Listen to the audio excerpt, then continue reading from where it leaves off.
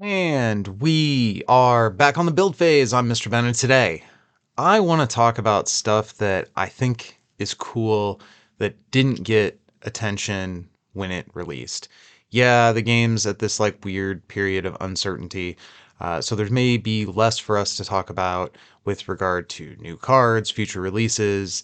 There is that regional coming up in Ohio, so I don't want to take any shine off of that. And this Super Powers format is awesome. So there are positive things to talk about within the like contemporary community, but I've been spending a lot of time thinking back over the game, both about the cards that I've played a lot and cards that see a lot of play have been talked about on the show a lot. But I've also been thinking about the cards that I was like, ooh, I thought that was cool, but it just didn't work. So I took the first swing at this type of topic last week by bringing up the Captain Marvel that forces your opponent to answer truthful questions. And I'm going to talk about another card that fits into kind of a similar space today. First of all, thank you to the patrons. If you like what we're doing here, patreon.com/thebuildphase. You can help support us keep the lights on, pay our server fees, and join the coolest clubhouse in Versus at patreon.com/thebuildphase. We love all our patrons. Okay, so the topic of today's show is Kid Kaiju. And I don't mean the main character, although he is maybe super ripe for this same sort of treatment. But I mean the Kid Kaiju 4-drop. Kid Kaiju has a supporting character, you say? I have never heard of such a card seen play in any circumstances. Yes, you are correct. So I think there was a major design flaw with this card, but before we get into it, I want to talk about what he does. So draw monsters. Play with the top card of your deck revealed. He's a 2/4/1, and when you draw a Monsters Unleash supporting character, for the first time on your turn, you may put it onto your side. So he has this, he has two things going on. One of them is incredibly interesting, the other is incredibly powerful, and because of that, his stats are garbage. He is never going to survive to a draw phase, and you never get to do his thing. So the first thing that I think is really disappointing with this guy is the 1 health. Like, this was very early in the game's life, and this was before we started seeing characters with these insane health values, which have become commonplace nowadays. So that's one thing that I think I would want to fix on this character.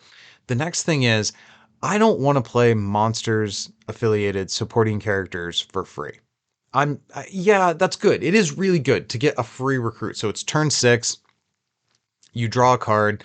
Oh, it's a 5-drop, comes into play for free. That is cool. That is a powerful effect.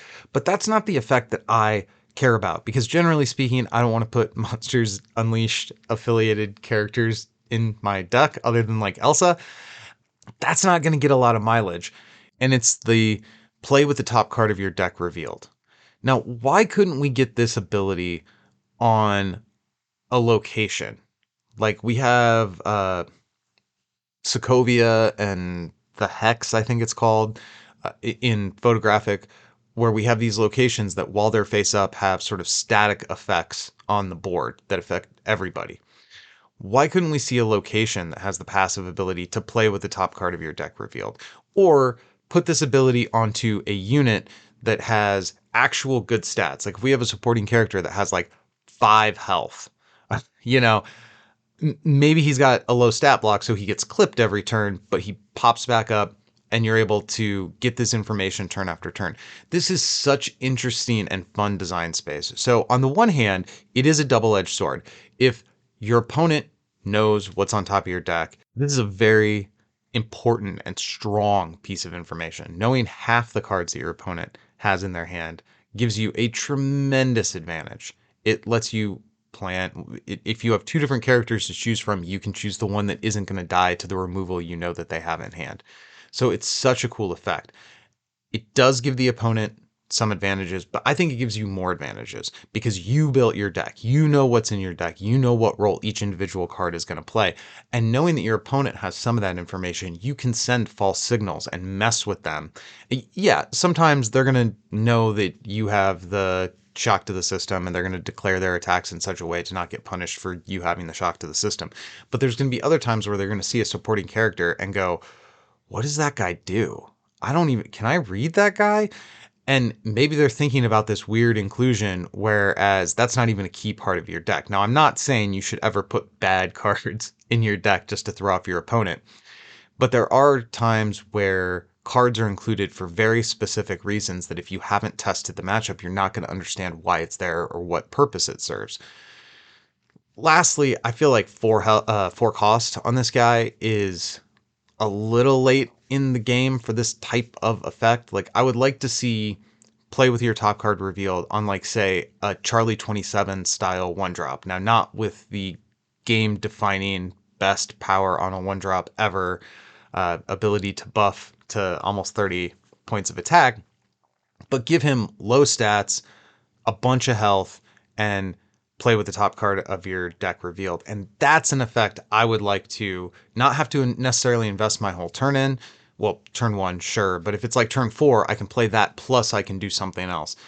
That's where I would like to see this power. This is design space that I'd really like to see revisited on a body that's actually playable and not shackled to one specific team. Like, the payoff of being able to draw a supporting character and play it just for free is really, really good. I'm not saying that's a bad power.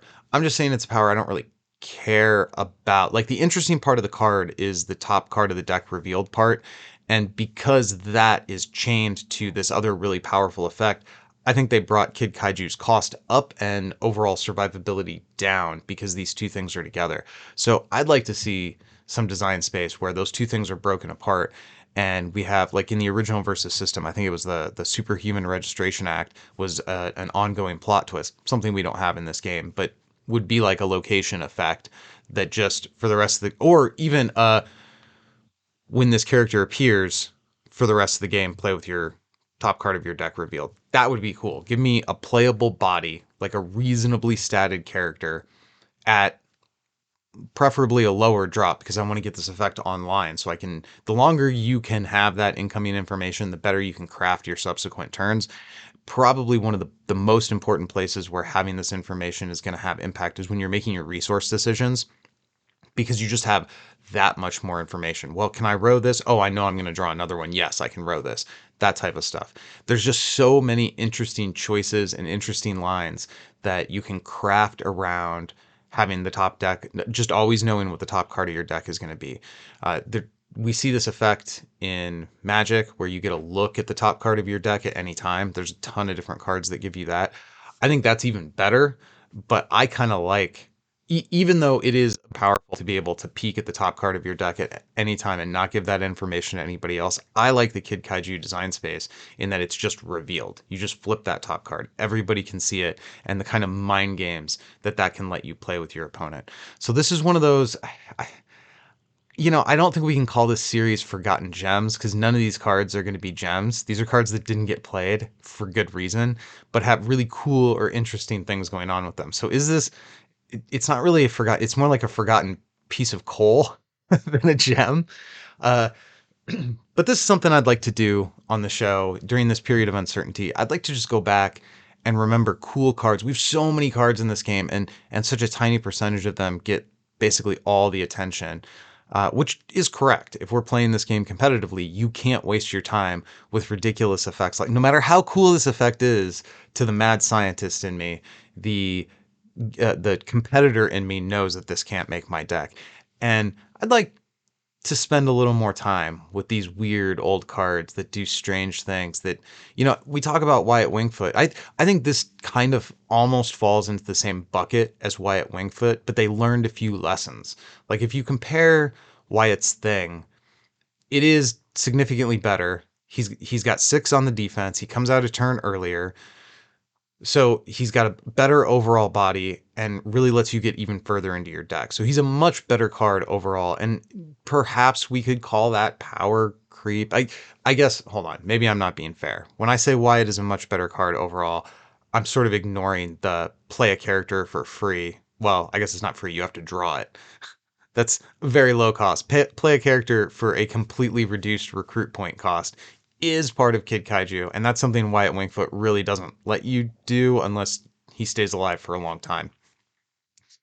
But there's similarity between these characters in the kinds of things that they let you know more deeper into your deck. Obviously, Wyatt, you're actually getting to the card. So again, Wyatt is a much better version of kind of a similar-ish design space.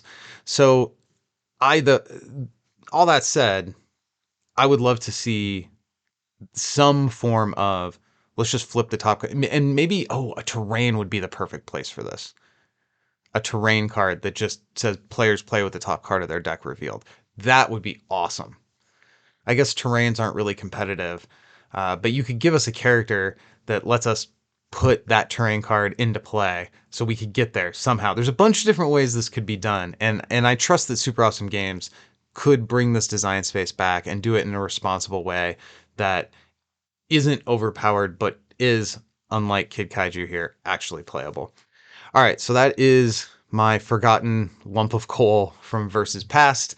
I'm looking forward to doing a few more of these as various cards pop out in my memory when I'm spending time thinking about the game and how far we've come.